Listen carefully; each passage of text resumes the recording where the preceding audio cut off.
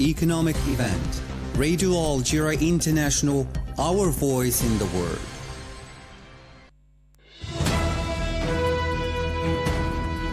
This is the English service of Radio Algeria International. It's time for the news.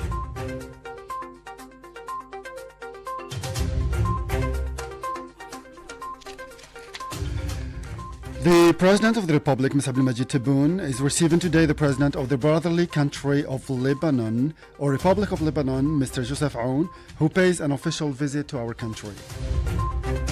The A3 Plus group at the UN Security Council, made up of Algeria, Somalia, Sierra Leone, and Guyana, has expressed in New York its deep concern over the repeated violations by the Zionist entity of Syrian sovereignty, calling for a definitive end to the incursions by the occupying army into its territory.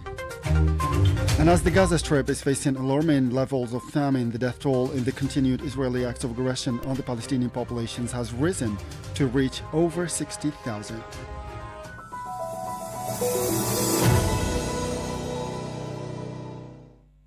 Those are the headlines, and now the news in detail from Radio Algeria International. Good afternoon. First in our news, the President of the Republic, Ms. Abdelmajid Tebboune, is receiving today the President of the Brotherly Republic of Lebanon, Mr. Joseph Aoun, who pays an official visit to our country. And the President of the Republic, Ms. Abdelmajid Tebboune, has received a phone call from his German counterpart, Frank-Walter Steinmeier, during which they discussed bilateral relations and ways and means to strengthen and enhance them in various fields of endeavor. The two presidents examined the developments in Gaza and the West Bank and stressed the two-state solution as the only means to end the conflict in the occupied Palestinian territories. They also tackled regional and international issues of common concern. On the same occasion, the German president extended an invitation to President Tebboune to visit the Federal Republic of Germany, which he accepted, and returned the invitation to President Steinmeier to visit Algeria. The President of the Republic, Ms. Abdelmajid Tebboune, has presided over at the People's Palace in Algiers, for the best or an award ceremony for the best graduates of the baccalaureate and the middle school certificates for the June 2025 session, to whom he presented medals, gifts, and financial rewards. The ceremony took place in the presence of senior government officials and members of the government, as well as the families of the distinguished graduates.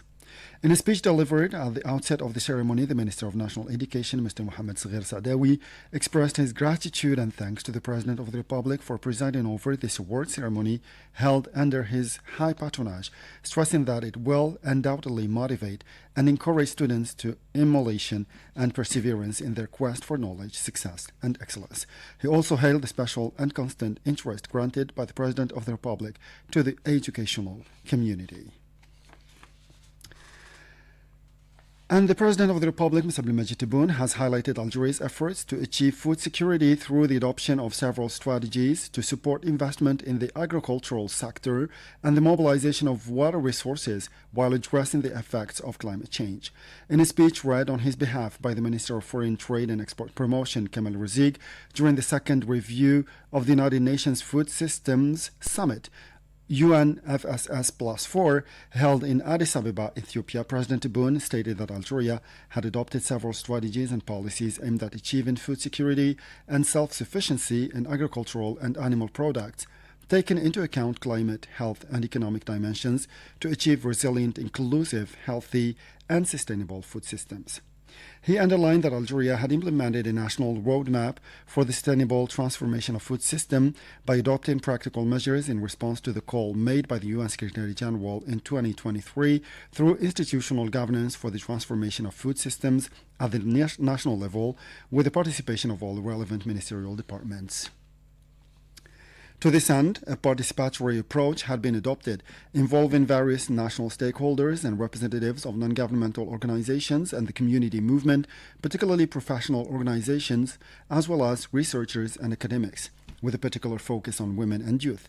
Reviewing Algeria's policy to ensure food security, the President of the Republic noted the strengthening of strategic sectors, particularly cereal cultivation, through incentives and increased storage and refrigeration capacity in order to strengthen food security, maintain price stability, and combat waste and dilapidation. The renowned Mujahid writer and novelist Rashid Boujidra has affirmed that writers glorifying colonialism, whom he described as ideologues and opportunists, constitute only a temporary phenomenon doomed to disappear, calling on Algerian intellectuals to wage a war of the pen against them. In an interview broadcast by Algerian television devoted to his new book, The Smugglers of History, in its revised version published by the publishing, printing, and translation house Dar al Hikmah, Rashid Boujidra said that the reediting his work, published 7 years ago, aims to shed light on the truth and allure the Algerian people to the methodical falsification of their glorious history carried out by certain writers who have distorted the nation's history in order to become wealthy, gain notoriety, and curry favor with the former colonizer. It is worth noting that Rashid Boujidra was received by the President of the Republic, Mr. Abdelmajid Tebboune. Representing the Speaker of the National People's Assembly, Mr. Ibrahim Boughali, the Chamber's Vice Speaker, Mr. Munder Boudan, will take part in the 6th World Conference of Speakers of Parliament held in Geneva, Switzerland, as from today, Tuesday. According to a press release from the lower house of Parliament, Mr. Boudan will participate in this conference, organized by the Interparliamentary Union, IPU, from July 29 to 31st at the head of parliamentary delegation. The conference aims to provide a space for high-level participation and dialogue for parliamentary leaders from around the world, devoted to the strengthening of parliamentary dimension of global governance and bridging the democratic gap in international affairs. The Minister of Communication, Mohamed Mzian, has extended his sincere condolences and deep compassion to the family of journalist and writer Abdelmajid Kawa, who passed away Monday at the age of 75. In his condolence message, Mr. Mzian indicated that he learned with immense sadness and deep sorrow the death of journalist and writer Abdelmajid Kawa, who passed away following a long illness. The deceased held several positions in the media sector, including director of the newspaper Al-Wihda or Unity, permanent correspondent for the Quotidien d'Oran, and columnist of the newspapers Le Soir d'Algérie and Algérie News. He also wrote several books and literary works published in numerous specialized newspapers in Algeria and abroad.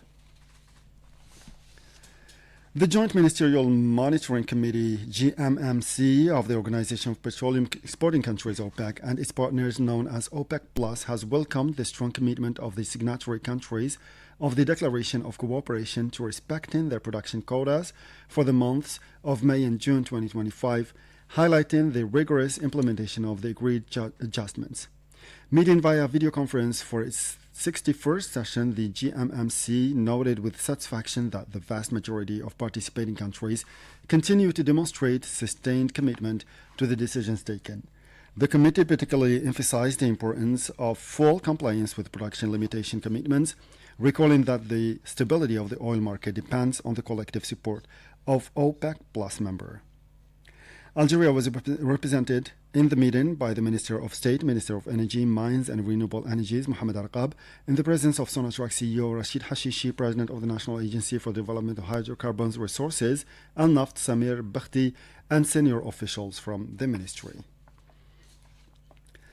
And contracts for the implementation of the first phase of the Baladna Algeria integrated agri-food project for the production of powdered milk in the southern province of Adrar have been signed in Algiers. 14 contracts worth over $500 million were signed between Baladna Algeria and major companies operating in the fields of agricultural technology and the supply of production lines, irrigation systems, water drilling, iron and metal structures, in addition to design offices specializing in project management, topographic surveys, and geotechnical studies and environmental impact assessments. Milk production is planned to begin in 2026 in parallel with the start of cattle herd building, thanks to the importation of cattle breeds carefully selected according to the highest international standards in terms of productivity and adaptability to the local climate. And more on the news with my colleague Mas'ud Sharfi. Thank you, Mohammed. The A3 Plus group at the UN Security Council, Algeria, Somalia, Sierra Leone, and Guyana, has expressed in New York its deep concern over the repeated violations by the Zionist entity of Syrian sovereignty, calling for a definitive end to the incursions by the occupying army into Syrian territory. In a statement on behalf of the A3 Plus group during the Security Council's monthly meeting on the political and humanitarian situation in Syria, Algeria's permanent representative to the United Nations, Ammar bin Jama, reaffirmed the A3 Plus group support for Syria's sovereignty, condemned Israel's violations as breaches of international law, and called for implementing the 1974 disengagement agreement, stressing the Golan remains Syrian.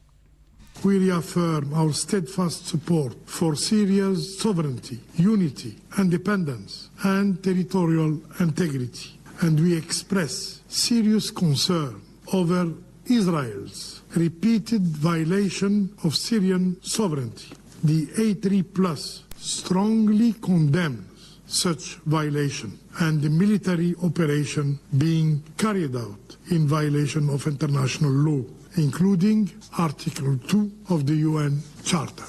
We call for the full implementation of the 1974 disengagement agreement and reiterate that the occupied Syrian Golan is Syrian territory, as reaffirmed by Security Council Resolution 497.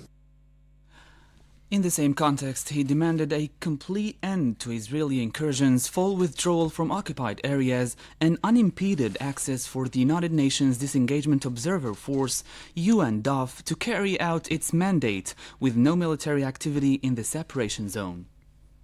We demand a complete end of Israeli incursion and full withdrawal from the occupied areas. We demand that UNDOF must be allowed to carry out its mandated activities free for impediments, and that there should be no military activities of any kind in the area of separation.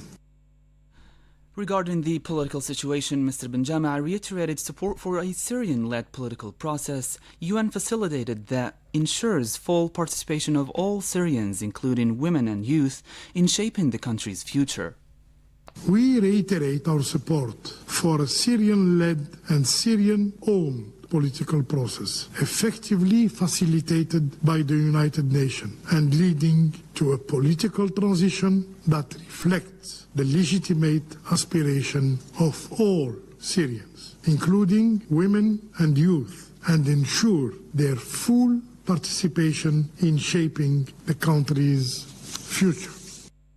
He noted the fragile security situation in Syria, citing recent violence in Suwaida, and stressed the urgent need for inclusive dialogue and national reconciliation. He also acknowledged the announced ceasefire and urged all parties to honor it in good faith. Mr. bin Jama urged accountability for crimes in the coastal region, called on all actors to support peace instead of fueling conflict, and stressed the need for international efforts towards Syria's recovery and sustainable development. Back to you, Mohammed. And still with the domestic file, the Minister of National Solidarity, Family and the Status of Women, Ms. Oraya Mouloudji, has received in Algiers the Director of the Women, Gender and Youth Department at the African Union Commission, AUC, Ms. Prudence Nguenweya, with whom she discussed avenues and prospects for cooperation between the two parties. According to a press release from the ministry, the meeting focused on bilateral cooperation, particularly in the areas of women's empowerment and production. This cooperation is based on the African Union Convention to End Violence Against Women and Girls as a comprehensive legal instrument for the prevention and elimination of all forms of violence against women and girls on the continent, which has so far been ratified by 6 African countries. On this occasion, Ms. Nguenweya expressed her willingness to share Algeria's successful experience with other African countries, particularly with regard to the important programs and mechanisms implemented by Algeria in favor of women, girls, and adolescent girls. For her part, Ms. Mouloudji affirmed that Algeria, as a founding country of the AU, attaches great importance to strengthening the role of all its bodies, stressing the determination of her department to strengthen cooperation with the AUC in areas related to its mission and to participate in the events it organizes. To the Middle East now, where the Gaza Strip is still facing alarming levels of famine. The death toll in the continued Israeli acts of aggression on the Palestinian population has risen to reach over 60,000. According to the Palestinian health authorities, over 145,000 others, mainly women and children, have been killed in the Israeli attacks targeting Gaza for about 2 years now. This came as the Integrated Food Security Phase Classification (IPC) affirmed that the worst scenario of famine was underway in the Gaza Strip on account of the intensification of the bombardments carried out by the Israeli occupying army. A report worked out by UN agencies, regional institutions and NGOs and issued by the IPC stressed that situation in Gaza had worsened on account of the massive displacement of the populations and the restrictions imposed on aid. It underscored that the humanitarian crisis in the Palestinian territory, devastated by nearly 2 years of war, had reached an alarming and deadly turning point. It highlighted that the food drops were insufficient to reverse the humanitarian disaster, warning that such drops were costly and more dangerous than the road funneling. In this connection, the Palestinian Hamas movement, representative of the Hamas movement, Yusuf Hamdan, denounced the Israeli government's refusal to allow in aid, accusing Netanyahu of seeking to ease tension through the humanitarian track with the only objective of yielding to internal and international pressure. هناك ضغط من عائلات الأسرى لهذا المسار ونتنياهو يدير. There is pressure from the families of the captives for this path, and Netanyahu is managing both internal and external pressures and is easing tensions through the humanitarian track by allowing the entry of a few dozen trucks and the illusion of humanitarian corridors through limited humanitarian pauses. It has become clear that this is only to calm down mounting international pressure, nothing more. We are in the midst of a negotiation process fundamentally based on the humanitarian track, and the occupation carries out these easing gestures through airdrops, by allowing airdrops. Can you imagine, for example, that the occupation closes the land crossings and then sends its planes to drop aid, where in areas under the control of the occupation? That was the representative of the Palestinian movement Hamas to Algeria, Yusuf Hamdan. Meanwhile, the Palestinian Foreign Ministry warned against the dangers the Israeli phased-out annexation plan of Gaza represents, saying it deals a blow to the possible setting up of a Palestinian state. And almost 88.5 million people living in East and Central Africa are facing severe food insecurity and in urgent need of humanitarian assistance at the end of June 2025, according to a joint report released by the Food and Agriculture Organization of the United Nations, FAO, and the Intergovernmental Authority on Development, IGAD. In their June update on food security and nutrition, FAO and IGAD specified that out of this total, 57.1 million people are located in 7 of IGAD's 8 member states, namely Djibouti, Ethiopia, Kenya, Somalia, South Sudan, Sudan, and Uganda. And the United Nations mission in the Democratic Republic of the Congo, MINUSCO, has reinforced its security presence in Ituri following a deadly attack by an armed group against civilians in this eastern province of the country, in which more than 40 civilians were killed. Additional patrols are now being deployed around the locality, which is located about 60 kilometers from the provincial capital of Ituri, Punya, in order to protect civilians. And finally, the spokesperson for the Iranian Ministry of Foreign Affairs, Ismail Baghei, has stated that an official from the International Atomic Energy Agency, IAEA, is expected to visit the country within 2 weeks to focus on technical matters regarding Iran's continued membership in the Treaty of the Non-Proliferation of Nuclear Weapons. Mr. Baghei emphasized that Iran's commitment to the treaty must be accompanied by guarantees ensuring that the country can benefit from the rights and advantages it provides. He noted that it is unreasonable to expect a country to remain in the NPT while being denied the rights it grants, particularly those related to the peaceful use of nuclear energy. With this, we come to the end of this news bulletin for today. Time now for our weekly program. We'll meet you again tomorrow for a fresh edition of our news bulletin. Until then, stay tuned to Radio Algeria International, and bye-bye for now. What's in a day? For over 600